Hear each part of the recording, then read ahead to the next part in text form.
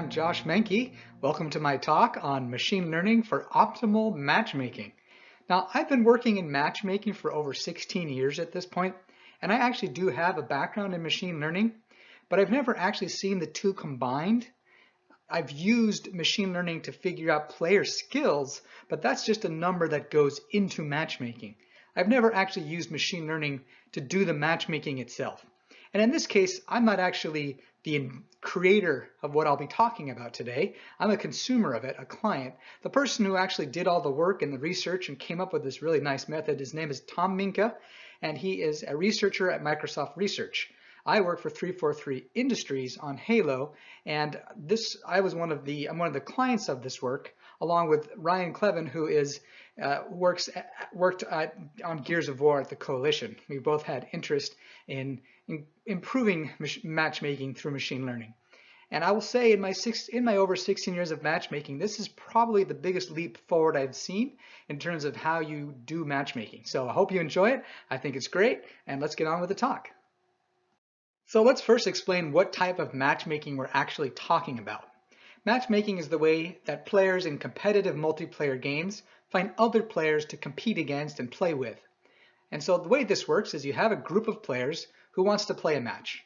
And these players could be submitting a request to matchmake from all over the world, not necessarily together, but they want a match. And so they send some information to a matchmaker, something about their skill, their location, other information that could be useful. Don't worry too much about that yet. And then that information is then used by the matchmaker to place these players into matches and into teams to play against each other. That's the type of matchmaking that we'll be working with today and talking about how to improve. And since we're talking about using machine learning, we should probably define that as well. So for this talk, a simple definition we can use of machine learning is an algorithm that tunes itself using data rather than being tuned by hand. Now, we may be asking, how do we put these together? Well, matchmaking algorithms are traditionally tuned by hand. And what we're going to suggest is we can use machine learning to tune our matchmaking algorithms automatically instead from the data. So let's talk first about how matchmaking is done today. So the state-of-the-art matchmaking today is pretty much like this. You put the players go in, the matchmaker kind of hopes that it can make the best possible match out of the players, and then it waits, and eventually it settles for something worse. And that goes across whatever you're matchmaking on. But for example, for skill, the matchmaker sees a player and hopes to find a same skilled player for that player to match with. And if it can't, it'll wait, and eventually it settles for an imbalanced match.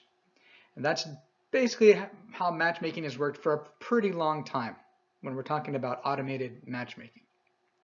And this is kind of how it goes, again, in review, how it works over time. You have our matchmaker, and a player comes and says, hey, I'd like to play. And then he waits because there's no one else to matchmake with him yet. Then another player comes along, and the matchmaker says, well, these two aren't quite a good match. I'll wait a little bit longer because there could be something better come along. Player 3 comes along and it says, well, player 3 is still not great, but player 1's been waiting for a while and it's better than matching against player 2, so I guess we'll create that match. And player 1 and 3, they'll play together. And then player 4 comes along and it's like, oh, player 4 would have been the perfect match with player 1. Oh, well, too late now. I guess 4 will get to go play with player 2 and we'll just settle for it.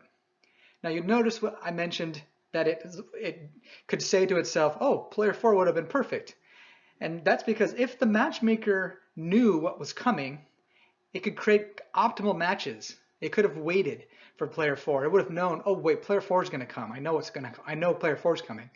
And so I'll wait, and then when player 4 comes, I'll give player 1 a better match than I have been giving him. And so if matchmakers knew the whole future, then you could solve matchmaking just with combinatorial optimization over the known future. So the idea here, the key point for this presentation for how this method works is we'll use machine learning to predict what's coming. And then, because we know what's coming, we can just use optimization methods to create these matches.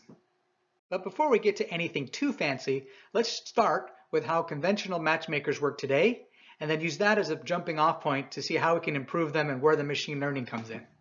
So when we first create a matchmaker today, we generally start by setting up a set of rules for the matchmaker to use to create matches. And here I've given the example of the types of rules that we need. First, we definitely need to define what a match looks like. So in this case, we need to let the matchmaker know that, hey, we need 8 players and we need them as 2 teams of 4. And then often you have some kind of expansion over latency where you say, hey, we really want the latency between the players and the servers are playing on to be no more than 50 milliseconds. But as the players wait, we'll increase that tolerance to allow up to 200 milliseconds. You also tend to do a similar thing with the skill gap. It starts small and grows over time. You also have some bookkeeping type of variables to match on, like the build versions need to match. The players need to be playing the same game. The game needs to be able to talk to the server. And playlists must match, which in Halo, we use playlists to identify what players are asking to play. Players can only play with each other on game modes that they both want to play together. So you have some simple values like that. So you have this set of rules that tells the matchmaker these things need to match up for our players. And for fun, here's sort of an example of what that looks like in like JSON. The highlighted areas show kind of how we would set up an expansion rule where we're saying, hey, we want them to start off at a difference of 0.2 in skill in this case, but you can increase that over time by a certain amount up to a certain point. And don't get too hung up on that, but that's kind of how that works. This is how we're setting up rules. The key thing to notice here is that a rule is generally a set of numbers. And that's where later on, to give a little bit of a hint, we're optimizing over a set of numbers, which there's a lot of pretty straightforward ways to optimize over numbers if you know what to look for. So again, the matchmaker has this set of rules, and over time players are coming in and it's looking at those rules and using them to set up those matches. And an actual request from a player will look something like this. The player is sending over a creation time because the matchmaker needs to keep track of how long has the player waited. It's sending over an ID of the player so it knows who is who. It tells us how good the player is, something about their location, and maybe in the form of a latency table. I give the example here that if a player's favorite data center is East US, then you could also just say that they are an East US player rather than keeping all of the ping information. It just depends on what your goals are. And like I said, again, the player is going to indicate their playlist ID, what they actually want to play. And they're going to have some information about their build version, other more bookkeeping type items. And so the matchmaker compares requests of this nature between different players. It checks each rule that it has and decides whether or not Bob can match Alice. So for example, it checks, hey, is the skill gap between these two less than 10? In this case, it's 5. Alice is 32, Bob is 27. So they can match. That's okay. And if all the rules pass, then 2 players, 2 teams, whatever have you, are able to match and play together. Now, there's some issues with this approach, though, as you'll notice. First, these rules apply globally to all players in the world that are matchmaking, which means the same thresholds, the same gaps that are allowed are the same everywhere. And this can be an issue because it may be that if I'm in the UK and I have to play against a US player, I may want a tighter skill gap in that situation than I would be willing to accept if I were to play locally. I might be okay sacrificing a bit of fairness if my latency, if my connection to the server is better. So that creates a bit of an issue already. And also, these rules tend to be static. They tend to be the same whether you are in a time of high population traffic or low population traffic. And what that means is during off-peak hours, the players will always wait for your rules to expand. If you're using rules of that type that expand. If your rules are saying, look for a good match, but then wait for a while and accept a bad match, then you are building in wait time that is unnecessary in your off-peak hours because those better matches, they're just not ever going to happen. So why are you making your players wait for them? And that's a general point of this talk, is if your matchmaker was a bit smarter, it would never make your players wait for matches that it knew were not going to happen. So if your only takeaway that you take back to your game is, hey, let's measure some real-time statistics on our population and on our ticket rates, and then don't expand. Instead, just change our rules real time so that when the pop goes down, they are immediately start off pre-expanded. You will already have a nice improvement for your players in terms of wait time, at least. So static rules are inflexible, causes some problems. And there's some consequences that all these kind of come together to cause in terms of both you're making players wait, yet you're not dealing with the regional versus global differences between them. And here's kind of what happens when you do that. So before I get into that, let me define a term I'm going to show you what happens because of this. And that term is predictability. Predictability is a measure we use to tell us how often the better team wins. And so it's sort of a measure of unfairness. So if it was 50%, that would mean that this match is unpredictable between the two teams, and so because it's a perfectly fair match, it's close to a draw.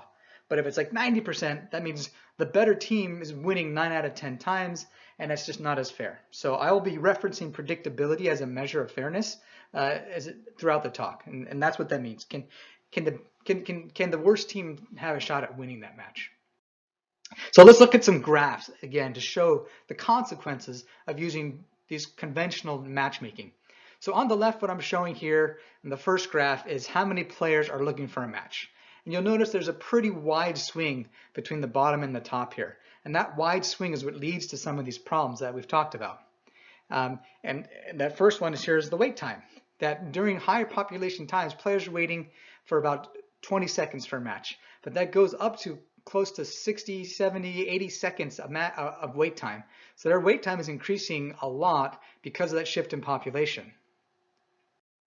In addition, you see the same type of effect on other metrics that may be important to you. Like on the left here, there's that predictability metric I mentioned.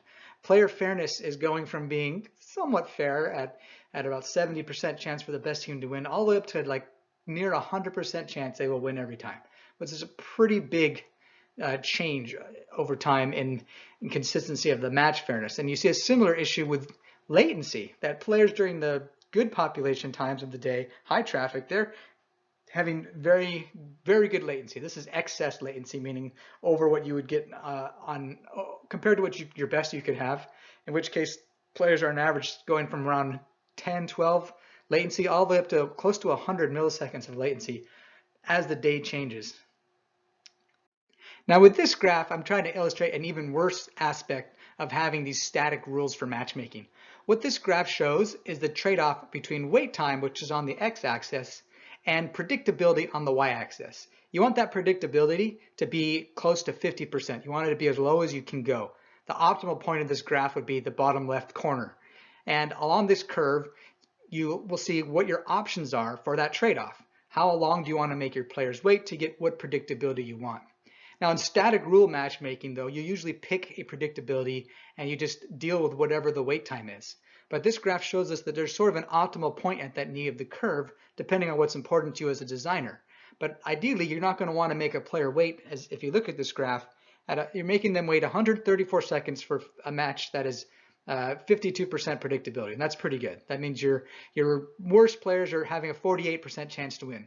You could, but if you were going for 51%, you'd have to more than double their wait time, it looks like here. So at that point, is it really reasonable to keep increasing the fairness where the amount of fairness you're going to get out of a long wait time isn't worth it anymore? It's just going up too high. Now, that tends to be a problem with the static rule. It's never going to capture what this graph looks like because this graph changes throughout the day. And there's going to be a different good point to pick depending on what time of day it is. If it's a low traffic part of the day, you're going to want to wait much less. Waiting a long time is not going to buy you very much in terms of how good your match is.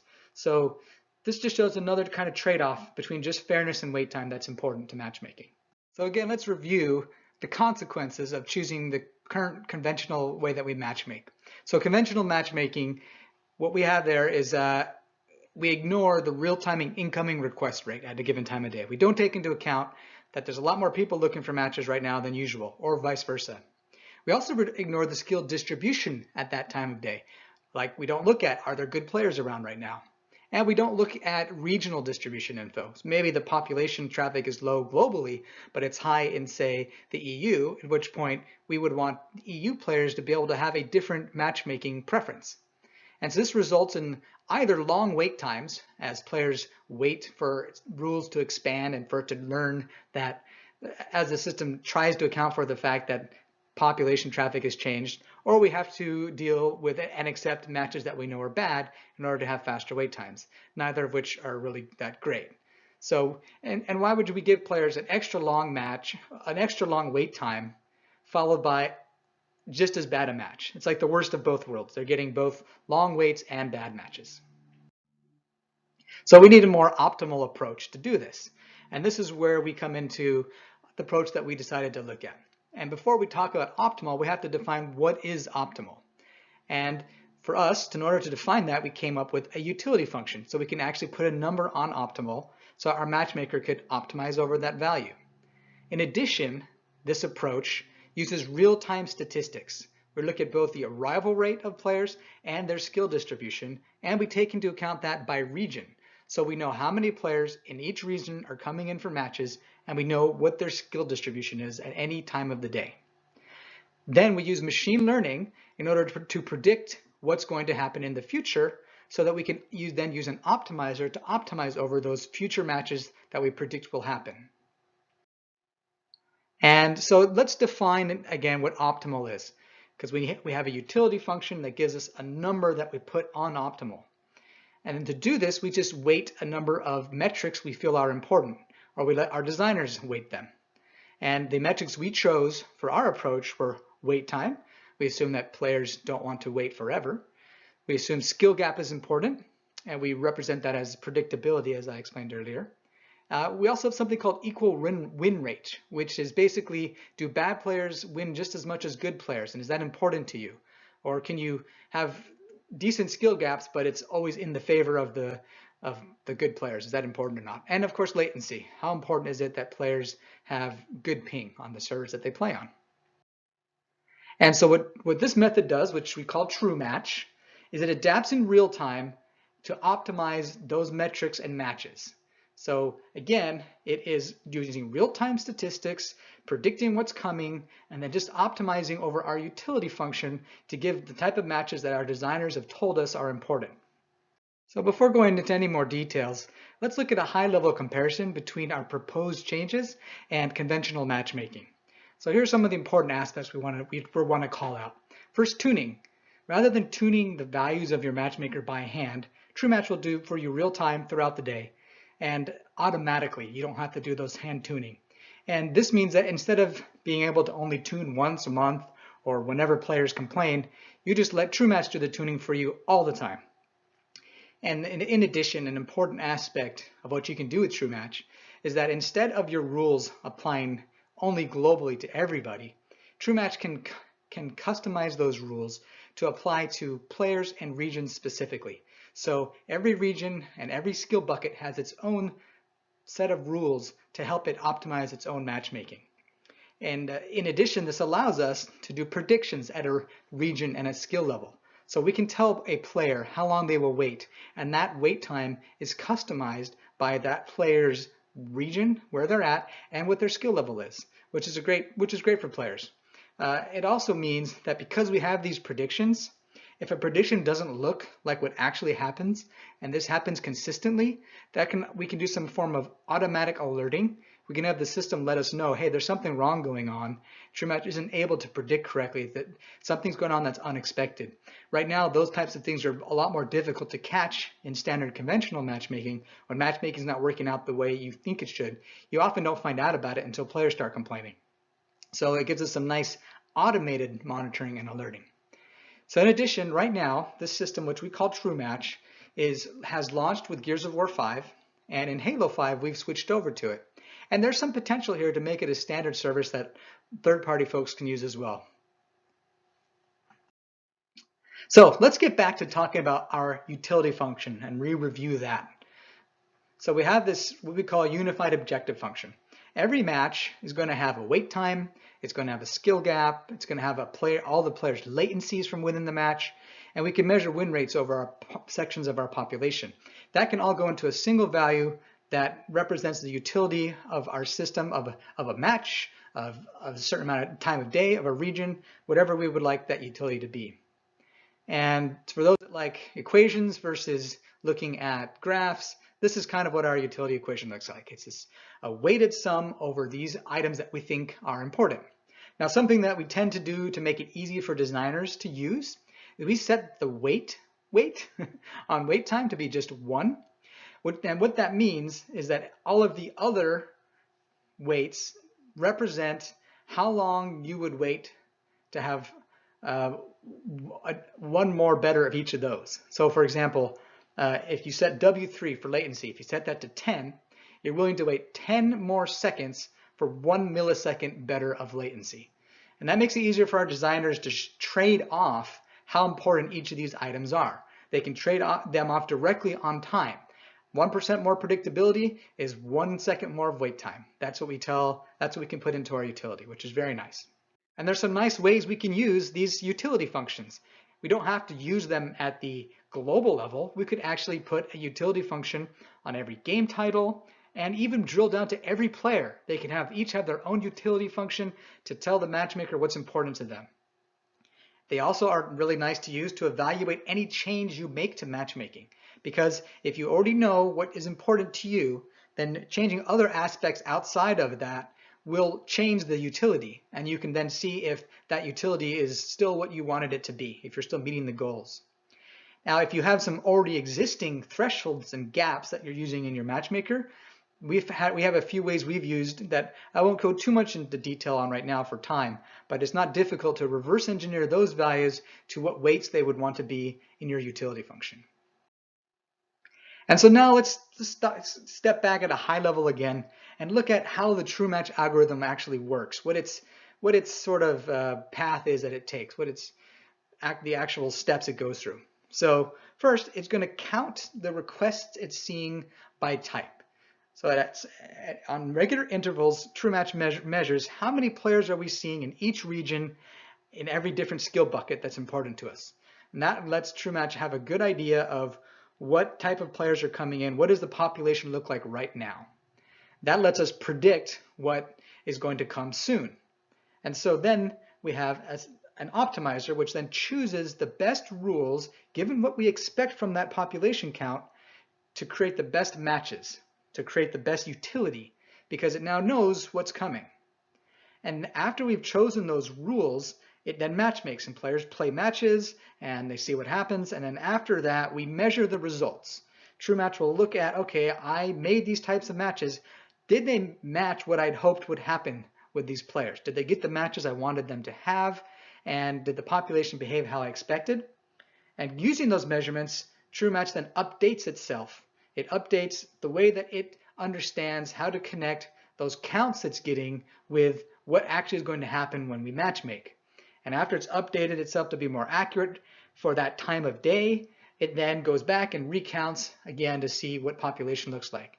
And we keep going on this cycle. A typical cycle time could be about 15 minutes, where it is constantly remeasuring the population, changing the matchmaking rules themselves, and also improving its own ability to do the matchmaking, to do those estimates, to create those rules. So we'll take some time and go into these sections a little more in detail. So let's talk about the components of true match. I talked about counting. So the first component we have here is the population tracker. That's kind of where this counting happens. The player requests for matchmaking go into the population tracker, and it tracks how many players are coming in of each different type. It then creates a population model, which is just a simpler version of all the requests that are coming in to explain to the true match system what it expects to happen, what the population currently looks like, not as much what's going to happen, but what the population looks like right now. Then we have a little system called the metric predictor. Its job is to take the current model of the population and use that to predict what would happen given the matchmaking rules. So there's already some rules set up, there's some default rules that are made at initialization that exist. The metric predictor will take the rules state as it is right now, and then take the population model, and then it will predict, this is where some of that machine learning comes in, it'll predict, okay, if this is the population, and if these are your current matchmaking rules, then this is what I expect to happen if you matchmake that way. So it then tells the optimizer, this is the expected utility of the matches that will be made because of the rules that you gave me. This lets the optimizer decide whether it likes that expected utility, and if not, it can change itself before any matches actually have been made. It can change itself based on the predicted utility and create better rules for matchmaking before the players use them. And it could go through a few cycles of this, improving the rules before they're actually applied. So again, We model the population, we predict based on the rules and that model what's going to happen with those rules, and then we tell the optimizer to do a better job, so it can do that. So let's dig in a little bit onto how that population tracking actually works. Just a little bit. The population tracker needs to take a stream of requests coming in from the players and create a population model to inform our metric predictor. And the way we do that is we assume that the population isn't changing too fast, that the population rate isn't going to change too much right now. And that actually tends to be reasonable. And then we need to be able to return to the metric predictor what we can about what the population looks like right now. And there's a few ways to do that. A simple way would just be to use a circular buffer where you just hold on to the last, say, 1,000 requests, and then you use those 1,000 requests to calculate on the fly the statistics of the players that have come in and hand off, just basically to say, okay, in the last 1,000 matches, this percent came from the EU, and this is what the skill distribution of those players were. That's kind of what the metric predictor needs to know about. Maybe a more compact way would be to be something more like a histogram, where you're tracking the counts of the number of players you've seen within a certain bucket of skill and within the different buckets of regions. And that's more in practice what we do, so that we can, in theory, have millions of players being represented in just a compact histogram. And to go into a little more detail onto what this ends up giving us is we store those request rates, and given a request type, we can then return the rate of that type at any given time. And by type, I mean I'm combining what skill bucket were you in and what region bucket were you in. And so the example here at the bottom is what it might look like. I'm a Brazilian player. In Brazil, we are seeing 0.01 requests per second, for example, for players between skills 0.3 and 0.4. So we've got a skill bucket and we have a region, and for all the regions and all the skill buckets, the population model can tell the metric predictor what those rates look like. So it knows what the population looks like real time. And again, customized by skill and region. And so what the metric predictor can do with that is, if it knows the population model and it also knows the rules that the matchmaker is currently using, it can predict, using those rules, what kind of matchmaking is going to happen. It'll predict for every region and for every skill bucket the wait time for those players, what their pings are going to be, how fair the matches are going to be. And it makes those predictions for every single match. And then eventually it gets back what actually happened.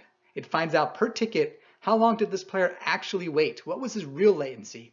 What was the fairness of that match? And because it gets those actual metrics back, the metric predictor can then use machine learning to update its own internal model of how the population and the rules connect to those predicted metrics. And because it becomes more accurate, it's feeding that information later into the optimizer, which can then optimize more accurately. And we'll go a little bit more into more details about that, because that metric predictor has what are called free parameters inside of it that are tuned with that feedback. So let's go a little bit more into let's go more into that, how that metric predictor works. So for each of those metrics, for latency, for fairness, for wait time, each of those has its own formula. And you can think of that formula as a mini little machine learning model. Each of those formulas, because it's like a little machine learning model, has some parameters inside it that are updated and adapted over time, given the reality of what happened, so they can be more and more accurate about its predictions. And that's important. And so maybe we'll step into a little bit of a quick example of how one of our formulas work. And that is the wait time formula. This is pretty important because this is how the model knows what the wait time is going to be. It's going to predict on average how long players are going to wait. And that prediction is important to the optimizer because it's going to update the rules based on the predictions about the wait time. And so the optimizer can look at this prediction and say, oh, if I make the rules this way, players are going to wait too long. So let me adjust the rules, and then I will ask the metric predictor again, okay, what about this set of rules? How long will they wait with this set? And the metric predictor can then give back a prediction, and the optimizer can then say, okay, that's fine, I don't need to change anymore. So let's talk about what just one of those formulas look like that I call sort of a mini machine learning model. So This version on this slide is not the adaptive sort of machine learning version. This is just a static approximation to what the wait time will be, given what it knows about how many requests are likely to be able to match with player T. So I got this, for every player who's player T, there's some set of matches that he can match with. Given that, this formula, don't worry too much about the details of this formula. It's not as important, just to know that there is one. You could reverse engineer this if you want. Don't do it in your head right now. But this will return a wait time for 1v1 matches. Now, so that's the first problem, right? Our matches are often 4v4. So in order to make this better without having to manually figure out all the different aspects of matchmaking and population dynamics that will modify this equation, we just add some parameters. We add a scale, which is the C, and we add a shift, which is B. And both of these values are just learned from the data. So it just learns based on the type of data it's getting back, what it should actually, how it should modify slightly this formula to be more accurate in its predictions. And so for a little bit of intuition here, that C value goes up depending on how many players are in each match. So if it was just 1v1, then the value is 1. But as we add more players, we are now calculating how long do I need to wait for one more player and then another player. So that just scales up correctly. In addition, the buffering time, that gets more to the point that most conventional matchmakers, and we did build this on top of a conventional matchmaker, will allow some amount of time to gather the tickets together. And that is a sort of a buffer fluff time that needs to be worked into the formula to account for. And so that it will learn how long that amount of time is for your particular matchmaking population and matchmaker. So this is just an example of the fact that it will improve and adapt the way it even just predicts wait time all throughout the day appropriately and without having to be manually tuned. And again, there's a formula just like this for every other aspect of the metric predictor. We don't have time to go into each of them, but there's a similar one so that it's able to refine and become more and more accurate on how it predicts what's going to happen to fairness when we tweak a rule, what's going to happen to latency when the rule's changed. So that is an extremely valuable input for our optimizer, which we will get to. So the optimizer. So I keep talking about this optimizer that makes rules somehow. Now, if you remember, if you think back, I showed you sort of an example of what our rules look like at the very beginning. And there are a bunch of numbers, right? It's usually some variable like skill gap, some attribute like the skill gap, and a value that says the skill gap can't be more than some number. So the rules in our matchmaker, we don't actually have the matchmaker write out a whole bunch of random rules that it comes up with. We actually pick the form of the rules. We still have some attribute and a number that it's worked on by that attribute. The difference here is that instead of us manually choosing what that number should be, we let the optimizer figure out what that number should be. It picks that number value. So in other words, the optimizer is just searching over this vector of numbers, or each number is just a number that goes into one of our rules. And there's a lot of very straightforward off-the-shelf ways to do that. You could use gradient ascent, you can use branch and bound, but at the end of the day, at this point, you just have a vector of numbers that you can tweak with your algorithm, can tweak and move them up and down. And you have a utility function, which is coming now from your metric predictor. You're trusting that your metric predictor is telling you how those rules are going to affect the matches. You're trusting that it is accurate about simulating in a matter of sense what type of matchmaking happens given your rules. So now you just use optimization. You give it a set of numbers and you tweak those numbers, and then you ask your metric predictor what the utility was, and then you can keep going and refining those different numbers in your rules until you have what you hope is an optimal set of rules. So again, our rules, let's talk again about what these rules look like. So here's a fairly classic rule. Here's a starting point. So skill gap.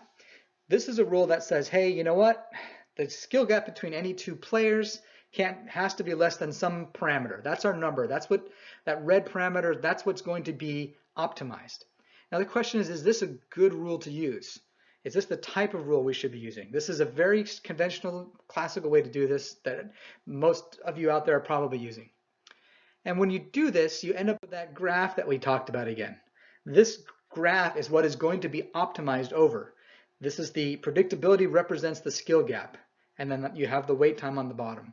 So you want to pick, what the optimizer is going to do is pick the point on this blue line that gives the best utility. Now, if you decide that both predictability and wait time are equally important, that'll result in you picking something on the knee of this curve. And that's the line you're optimizing over. So an important thing to think about is that the form of rule you choose decides what this line looks like. And so you can ask ourselves, are we picking the best form of the rule? Is there a better line we could actually get? And this line's different, again, every time of day this line changes. So at every different times of day you're going to re-optimize, but even still, at a given time of day, is this rule creating a good line, or could I create an even better line if I changed what the rule looked like? And that's the question Microsoft Research asked, of course, because they're brilliant. They wanted to ask and make sure they're picking the right line. And to do that, they had to change the form of the curve, of the form of that formula first to an equivalent form. It's the same, it's just as equivalent. You can still do a raw skill gap like you were before, but they're putting it in a form that allows them to search conveniently over all possible curves to optimize on. So we're not just optimizing on a curve. First, we're going to optimize over what's the best curve to pick to optimize on. So what they did was they did a bunch of math, they wrote a proof, I'll spare you for now on, but they proved you can rewrite this type of rule differently. Instead of being just give me the skill gap needs to be less than some number, you can instead say no, some function of the skills, the difference in a function of each skill can just always be less than the number 1. So you don't need to change it, it can always just be 1. Your rule doesn't need to actually change what the skill gap is. You just change that function. And I give a little example here. Don't get too caught up in it if you don't want to, but basically if you wanted the rule to be the skill gap can't be more than 0.5 between two players, then you basically make that f function just be 2 times the skill. And that'll get you right back by using that form to the skill gap can't be more than 0.5. Now this is already, I want to point out, as a nice improvement, because now what this is telling you is you don't actually have to change the rule in your matchmaker.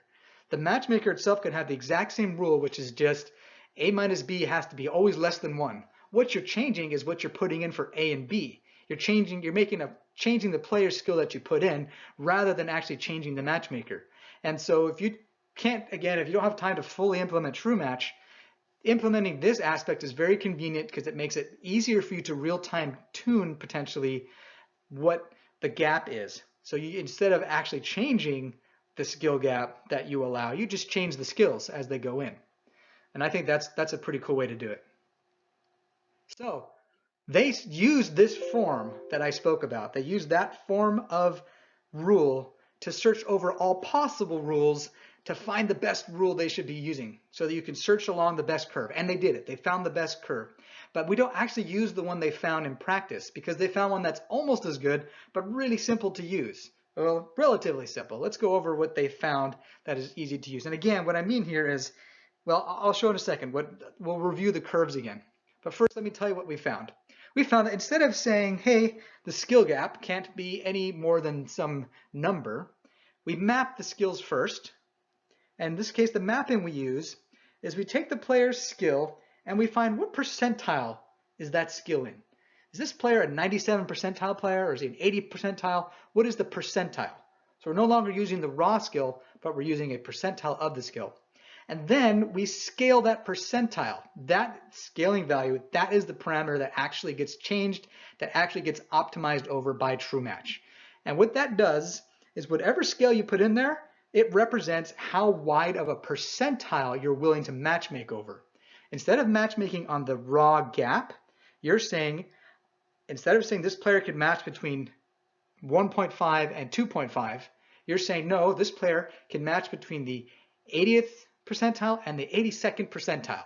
So the gap is always a percent of the population, which means that the gap is the same for everybody. All players get access to all the same amount of other players. And because every player sees the same number of players they can match with, wait time is constant across everyone. And that's why in the slide I say map the skills so the wait time is constant. Everyone has the same wait time.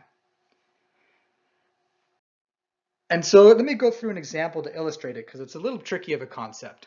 So let's go through this example. And remember, a gap of 1 is okay because we don't actually change the gap that's required. So our rule will always allow if the gap is 1. And we're going to pick a scale of 10, which should mean that players can match between 10% of the population, give it plus or minus. So let's kind of look at this. So we have some players, A, B, and C. Now their skills are as written, 0.5, 1.0, and 1.5. So these are above average players. Let's assume that the middle is about 0. Now, if we just stopped here and used our rule, did no other transformation, well, remember a skill gap of 1 is okay. So player A and C, okay, maybe they're right on the border, they can match, but A can match B and B can match C. That's the kind of skill gap approach. But now let's map them onto percentiles. These are the percentiles that would be associated with these players if those skill values were from a normal distribution, a standard normal. So here's those percentiles. A would be in the 69th percentile. C is a good player in the top 93rd. He's a 93rd percentile, so top 7% player. Now again, if we're allowing a gap of 1 and we do nothing else but just map them to percentiles, these players could all match each other because they're all within 1. But remember, the scale is 10. So we would multiply each of these by 10 to get what is actually the final scaled skill used for comparison. And again, we've said that a distance of 1 is okay. So in this case, A cannot match B because they are not within 1 of each other. However, B can match C. So unlike our raw skill approach, this has changed things so that A, who is closer to the middle of the distribution, A is going to be a little more finicky in who they will match skill-wise because the population is denser there. Whereas B, and especially C, as they move out farther along the population density, they have a wider raw skill gap, but they still see the same amount of population, just over a wider gap. And again, this allows us to ensure that the wait time is the same for all of our players. Now you may ask, okay, so you've told me, why are we doing all this? So let's get back to that. We did this because we're trying to ask ourselves, what type of rules should TrueMatch be optimizing over? And we wanted to search the space of all possible rules, which Microsoft Research did for us because they're very smart, and find what rules should we use. And I submitted that we use a rule that does this type of transformation. And the question is it really that good? And here is a simulation we did to show how good it is. So given the same type of data, the yellow line is our original classic standard skill gap type curve. So if we were to use the original curve we picked, the original rule of just has to be smaller than some skill gap, we're stuck with that yellow curve. That's the best we can do, is to search along that curve and find the optimal point for our utility. But like I said earlier, you want to be in the bottom left corner. That's the best you can be. That blue curve, that's what you get if you choose that other form of rule, that constant wait time, that scaled percentile type of rule. So we have found a more optimal rule space to search this way as well. So not only do we optimize over the best set of rules to pick, we're not only are we optimizing each rule's setting, we are optimizing the form of the rule itself. And so this is a great type of rule to use. So another takeaway you could pull from this, even if you can't implement full TrueMatch, is instead of matchmaking on the skill gap, matchmake on the percentile gap. Matchmake so that players can matchmake, say, within 1 or 2 percentile of where they are at on the skill curve. So again, at the end of the day, this is what we ended up with for our rules. They compare skill percentiles instead of skills, and everyone sees the same size pool of players to match with, and we can scale those percentiles as the population changes. During our high traffic times, we can say you match within 1% of the population. During low traffic, that can be dialed down to within 10%. And again, it's like doubly optimal, right? We've got the optimal curve, and we find the optimal point on the optimal curve. Now, what about regions? How does this work? Because we've talked a little bit about regions. Well, basically, the way we implement this is that every pair of regions has their own optimized rule. So when I am comparing a US player to an EU player, there's a rule just for that comparison, which makes it so that we can optimize over what that gap should be between those players. And let me do a little example to walk through what that effectively does. So here we go. We have an EU player. She is waiting for matchmaking, right? Now, if this was conventional matchmaking, she would say timeout after waiting for 5 minutes because there's just not enough fish in the pool. She's fishing, she's waited 5 minutes, she was not able to find a full match that way, and so she's done. And so in the conventional approach, when this would happen, she would say, well, I cannot find a match in the EU, so I will manually choose to allow matching in the US, which she's not as happy about because US matches have worse latency, but she'll deal with it just so she can find a match. Now, this is somewhat suboptimal because she just wasted 5 minutes finding this out. Now, here's the true match approach. Instead of first trying in one pool and then trying in another pool, she will search both pools at the same time, but with slightly different sized nets. Her net for the EU pool will be larger, meaning that she is willing to accept a larger skill gap than she would accept in the US, just so she can get more players from the EU to play with. So she's fishing with a larger net in the EU, and in the US, she will cast a net at the same time that will be smaller, so it's less likely to catch fish from the US pool. So basically what she's able to do is represent her personal preferences for where she wants to search by the size of the nets. Now the match will be made as soon as there are a total of, say, 7 fish in both nets.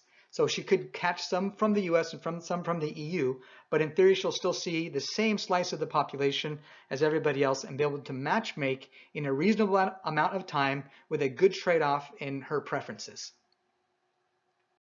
So let's look at what happens when you apply True Match to a real-life situation.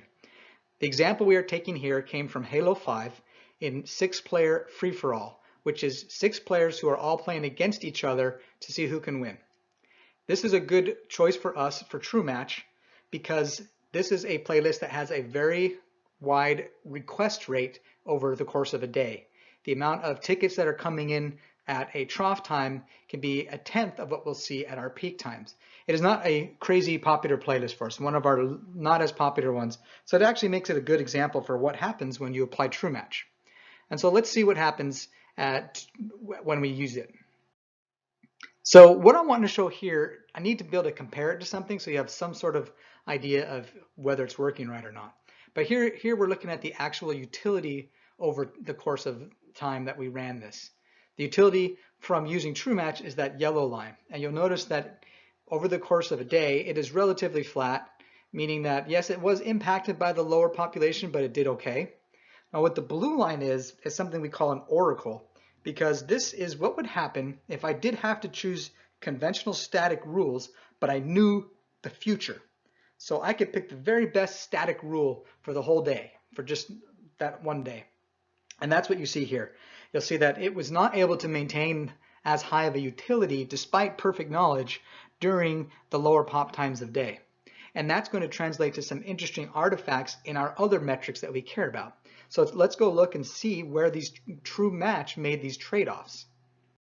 So here's the skill gap as represented by predictability. You can see here that what happened was that True Match decided to raise the predictability, which is equivalent to raising the allowed skill gap, making matches that are not as fair. And so it decided to maintain the utility that it was asked for. It would create matches that are less fair so they could still be somewhat timely. Whereas the static rule decided, or would basically doesn't really have as much of a choice because it's more static, but the best static rule we could pick did not do that, and for the most part kept that predictability the same. So the matches were more fair on the oracle during those off hours.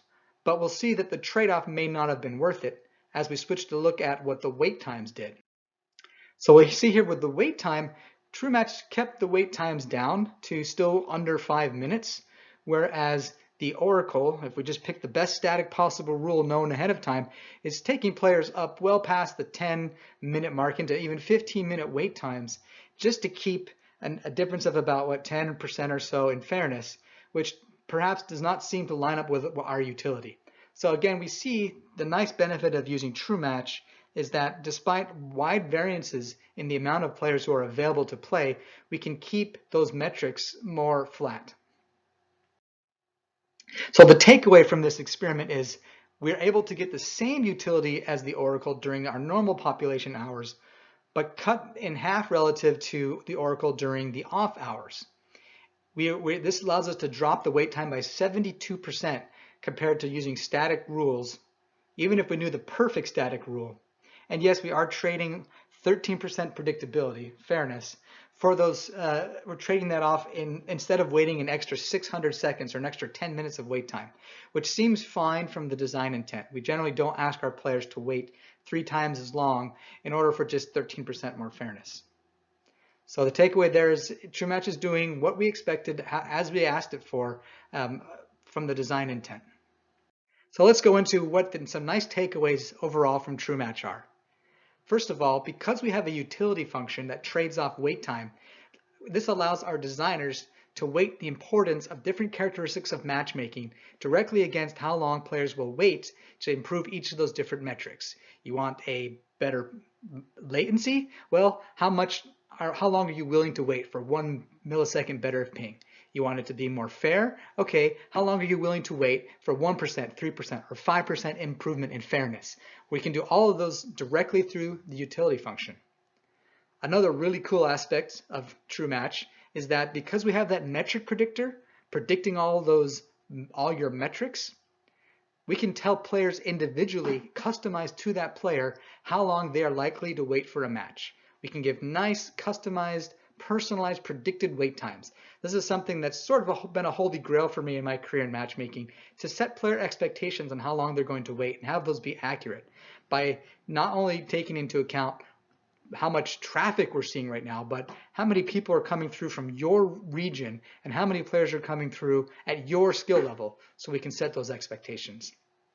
And we're using real-time statistics in TrueMatch and real-time feedback so that we can create optimal rules and optimize how well we're predicting the effects of those rules all throughout the day in ways that you just can't practically do manually. So the machine learning is helping us tune real time.